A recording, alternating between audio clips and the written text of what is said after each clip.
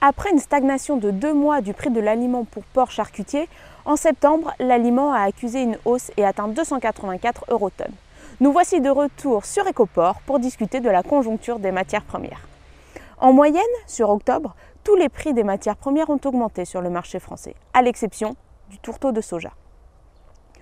Pour les céréales, du côté du blé, l'USDA a révisé à la baisse les stocks mondiaux, notamment en raison des récoltes canadiennes et états-uniennes décevantes.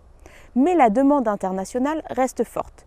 Cette situation crée une forte tension sur les prix du blé. Fin octobre, sur Euronext, le blé a atteint des records proches de ceux de 2008 en pleine crise des matières premières.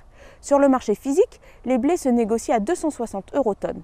Les prix ne semblent pas s'orienter à la baisse. Seule l'arrivée des productions argentines et australiennes pourrait changer la tendance.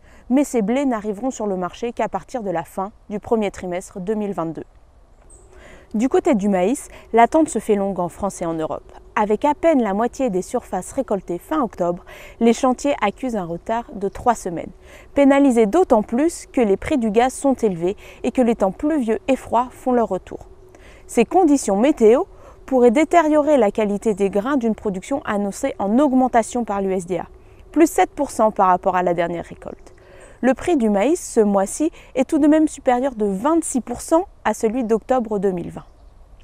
Pour les matières azotées, les prix des tourteaux sont stables, voire en baisse dans le cas du soja. Du côté du soja, justement, la demande est encore dynamique, notamment celle chinoise. La récolte américaine touche à sa fin avec 80% d'avancement. Pour le premier producteur mondial, le Brésil, les semis de soja progressent rapidement. Pourtant, la probabilité du retour de La Niña inquiète les marchés. Ce phénomène climatique entraînant sécheresse et manque d'eau pourrait être dommageable pour les cultures, mais aussi pour le niveau du fleuve Paraná, voie de communication indispensable pour le commerce en Amérique du Sud. Du côté du tournesol et du colza, les prix de ces derniers mois pourraient entraîner l'augmentation de la sole française pour la prochaine campagne.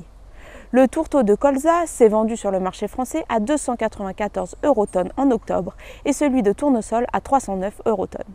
Vous pouvez retenir que le prix des matières premières augmente encore ce mois-ci. La baisse ne se produira pas en 2021.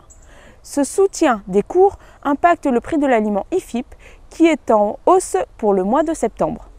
Rendez-vous la semaine prochaine pour une nouvelle vidéo Ecoport sur la filière porcine. À bientôt!